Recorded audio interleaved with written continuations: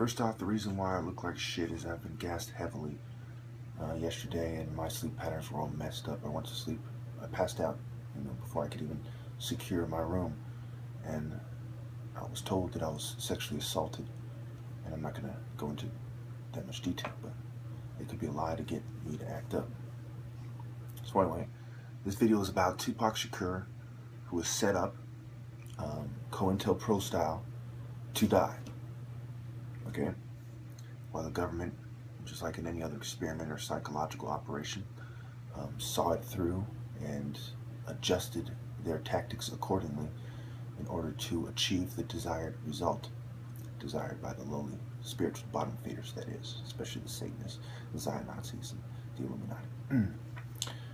So, I'm going to be referencing BPP Reconsidered for a lot of my information on the Black Panther Party, and then, of course, Wikipedia and news articles for information on Gaddafi and so on and so forth.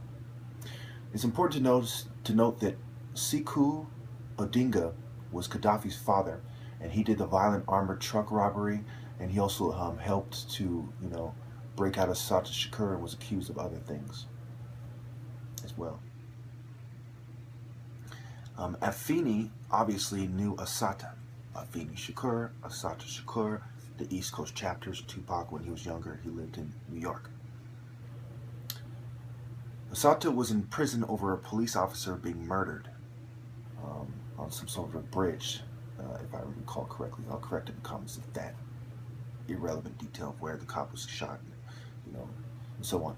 When she was apprehended, her hands were in the air and she was shot twice in the back. To show you, show you probably what you already know. I was inspired to look up Gaddafi when I woke up from being drugged. I suspect foul play, and my parents retired to their chambers, to their room, early, around 7:30, earlier than usual. And there was grapes still on the table and ice, as if they're expecting someone to come over.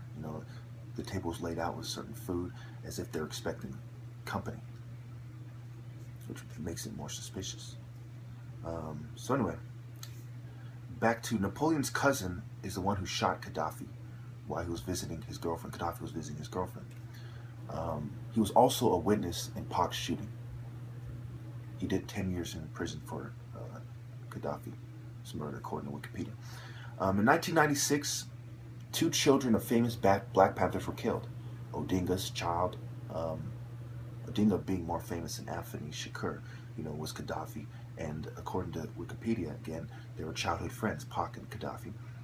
And Gaddafi being the child of Afeni Shakur, who knew Assata Shakur, who currently, from my understanding, is in Cuba and on the FBI's most wanted list.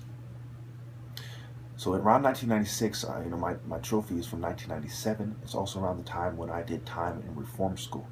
So why, the children of the Black Panthers and the remainders, some of the former members of the Black Panthers were being persecuted by the government.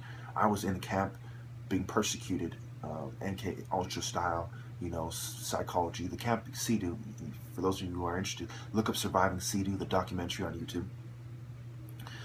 This camp was started by, on record, by these secret society people in San Francisco who started self-help groups there, and they worked with Satanists and people in secret societies and borrowed from the occult and so on. And then they decided to open the CEDU school system, where you had Boulder Creek and other, schools affiliated with this reform school system.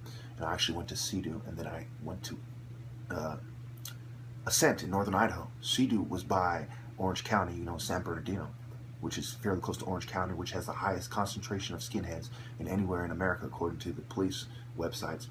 And I was in northern Idaho by the largest skinhead camp by Lake Hayden at Ascent, which is the largest skinhead compound in America. And thus, psychiatry and psychology, and especially when they try to enforce it, is highly influenced by Nazi Germany. Project Paperclip, Franz Kallman, who studied under a Nazi, and he was a eugenicist. He believed in the genetic component for mental disorders.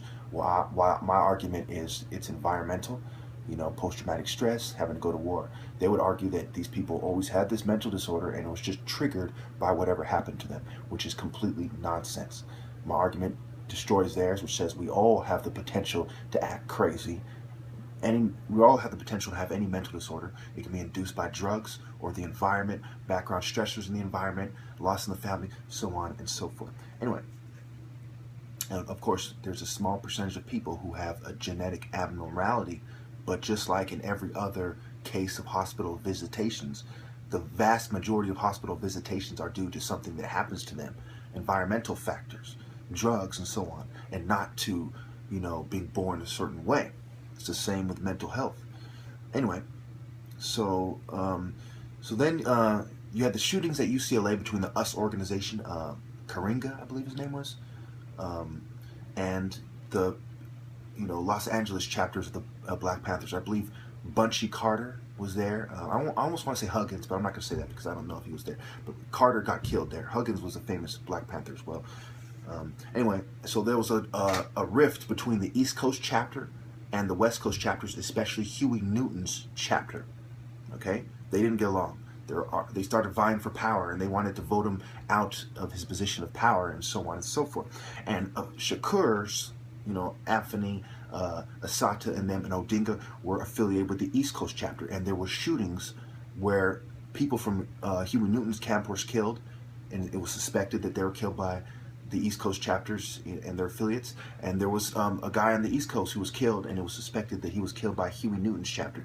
So there was a lot of murders that were a result of the COINTELPRO. It didn't just break down the Black Panther Party, but it caused them to turn on each other and kill them, as you will see in the case of Pac and Biggie, and I'll get into that later.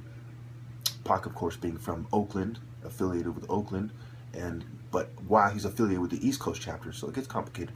And Biggie, obviously, would be more affiliated with the East Coast chapter. So you have liberals who are pretending that psychiatry and psychology are benevolent sciences, when in actuality they are pseudoscientific. And there are psych ops which are being run by psychology. Psychology is very evil. If there is any good in it, it's very small compared to the massive evils that it's brought our society. You have marketing, marketing fast food and things that are horrible for people, marketing psychiatric drugs. You have psychological operations. You have people using psychology to trick people to do things they don't want them to do, sales and into sex and so on and so forth. You have brainwashing. You have psychological experiments, operant conditioning, behavioral modification in prisons. I mean, the vast majority of psychology has had an extremely harmful effect on society, to the point if psychology was removed from the world would be such a better place. And then psychiatry, of course, over 500,000 people die in Western countries alone from psychiatric medications. And I don't have to get into how psychiatry is used on political dissidents. I more than cover that in my other videos, which I hope that you have watched, or that if this is your first video, that you will watch. Okay, so the associated acts with Gaddafi, according to Wikipedia, which I agree with: OFTB, Flip Side, was killed. Dog Pound, Nate Dogg died, and who knows, maybe it was natural, maybe the government did it, whatever. But a lot of these people had affiliations with black militant groups, and regardless how you slice it, the government killed them. The government created the environment that turned these groups against each other. The government oversaw the little petty beefs that turned them against each other. The government and the secret societies control the music industry, which turned them against each other, and so on and so forth. And of course, the philosophies of society, which cause people to kill each other over bitch-ass shit, like bitches and money and, things of this nature. So there was an ongoing covert warfare against political dissidents. And it really pretty much culminated in 9/11. 9/11 wasn't just about oil. It was about the infrastructure. It was about technology. It was about the philosophies of secret societies. It was about bringing in the New World Order. And the main thing that people miss, now listen carefully, it was about cracking down on dissenters, on political dissent, on political dissidents, those who do not bow down to white Masonic, Zionist, perhaps, social norms, Zionist-influenced social norms. So you had Toms and white cops on the news who were saying that Asata Shakur was, you know, on the FBI's most wanted list, and how much they want her after all these years. You know, for those of you who think the COINTELPRO is over, then why are they still searching for this Black Panther female? They didn't say, well, we were wrong about her. You know, why were there still, you know, people in Black Panthers in prison? You know, why are there still people affiliated with the Black Panther Party in prison today? You know, because it never ended. They never stopped. It evolved. It adjusted to fit the time and the point in the New World Order's greater plan. Of course, you had the Officer Fontana murder in San Jose, where I knew of and I have met some of the family of Deshaun Campbell, and they said that they were brutalized and they were given a hard time and harassed and so on and so forth because they were related to him. And that shows you, you know, obviously it's the same case with Gaddafi and Odinga and Pac and Anthony Shakur. Now, who has the motives to do all these things?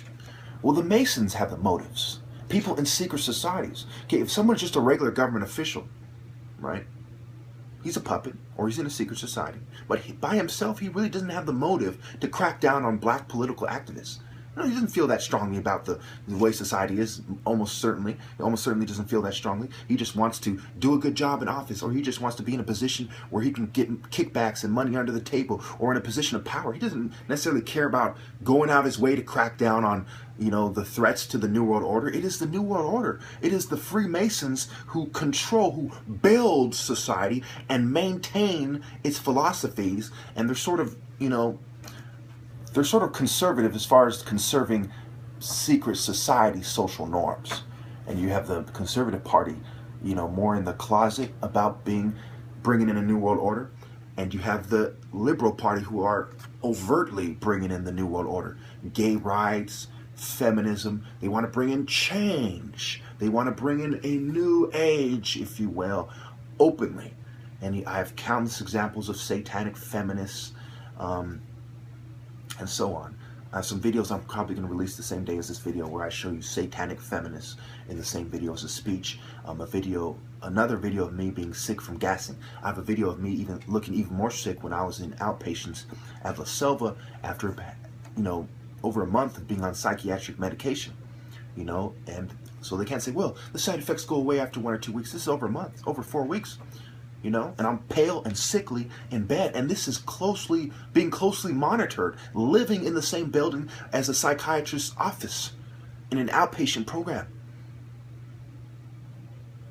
living in the same home, if you will, group living also with psychologists and counselors and nurses and whatever you want to call the people who work there in outpatient. Okay? Psychiatry is absolutely horrible, I know. I've been studying it for 21 years. I've been a victim of it for 21 years. I know. Thank you.